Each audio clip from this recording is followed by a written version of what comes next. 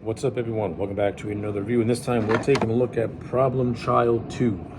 Okay, let's waste no time. Let's get right into it. Unlike the first movie, I don't really care for Problem Child 2 all that much. Now, does that mean I hate this movie? No. There's some enjoyable gags. There's some gags that I did enjoy and that I did like, but overall, I think from an overall comparison, Problem Child 2 to me is a little bit more. It's more cruder. It's trying too hard to be funny. The gags are much more outlandish when compared to the first movie. It relies too much on on gross out humor, unlike the first movie, which was more outlandish Looney Tunes type of stuff. This one was more cruder, more gross out stuff, especially with this whole running gag of a dog constantly taking big old mountains of shit, and you have a gag with a bunch of roaches infesting a dinner. Like, it's more gross out humor than anything, and gross out humor, it can work if you do it the right way. In Problem Child 2, it's just being done for the sake of being done, which is why I'm not really a big fan in terms of in terms of the humor of this movie, and that was what really brings it down. Like, this movie is just crude for the sake of being crude, and it doesn't really have a good enough story, unlike the first one, of a guy trying to be a dad for the first time. This movie is more or less about Ben trying to get a new wife and a new mom for Junior. Now, that overall story is nice. It's a good plot device, but the humor that surrounds it is very spotty and very hit and miss. But that doesn't mean that all of it is bad. You do get you get some decent stuff in here. Like, you get John Ritter, who's doing a lot of physical comedy, which is very akin to his Three's Company days as Jack Tripper. Especially when he's flirting with this school nurse played by Amy Yazbek, who is playing a completely different character than the one she played in the first movie. In the first movie, she was a bitchy socialite wife. In this one, she's a very good-hearted, kind-hearted school nurse who fits more into Ben Healy's personality, which I do like. Honestly, truthfully, I would have actually liked more scenes of Ben and Annie, because I think Amy Yazbek, when compared to the first movie, she's much better in this movie. I think the character of Annie Young plays to Yazbek's strengths as an actress. I really liked her. She didn't come across as annoying or grating. She came across as natural. And her chemistry with John Ritter, it doesn't hurt that they were married at this time, so you see that chemistry on screen, and it works. They're nice together. I like it. I like the whole concept of there being another child who is a menace, just like Junior, with Annie's daughter being Trixie. And I like how it's a constant game of one-upsmanship between the two until you get to the third act where they become pals. I actually like how that friendship between Junior and Trixie develops throughout the course of the movie. I thought that was well done. Jack Warden, Big Ben, he returns in this movie, and he's got some funny moments here and there.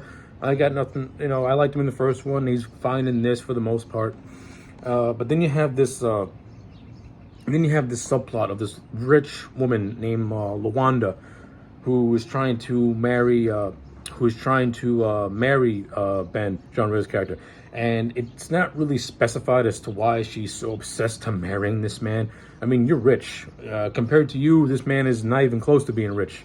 Now on the other aspect of it, you have, Big Ben trying to push Little Ben to marry him, because Big Ben wants to get back the power that he lost after his entire campaign was ruined in the first movie.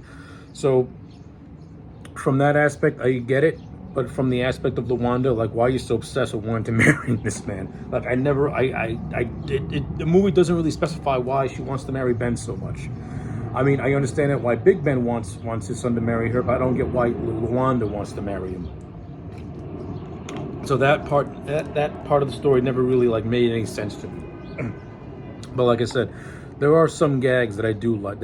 Like, I like the whole scene of Junior recording his babysitter making out with her boyfriend in the master bedroom. I like the scene where Junior calls this random guy who was heartbroken because his wife left him, and then he goes and he ruins it, and he ruins his date that Ben is on. I thought that was pretty funny. Like I said, the whole thing with Junior and Trixie is funny too. I like how Junior throughout the course of the movie finds ways to kind of ruin his dad's dates. I thought that was pretty. That got some chuckles out of me. Like, not all the humor in this movie is bad. It's just the gross out stuff that I didn't care for. Like, there's this whole thing at a carnival where Junior sabotages a ride and everyone starts throwing up all over each other. That's just gross. It's not funny. Like, the first 10 seconds is funny, and then it goes overboard. It's like I said. Then there's this scene that's really strange of these two animal control people trying to see what's wrong with the dog, and the movie kind of subtly hints that there might be like a gay undertone to it, which is comes out of left field. There's a scene where these two girls are saying lemonade and Junior fills it up with piss. Again, gross out humor that's not really funny. So again, that's this movie's biggest flaw to me, is that the humor is very spotty. It's more spotty than it is in the first movie, to the point where the first movie went for more of a dark, satirical type of humor. This one goes for more of a just all-out, gross-out humor.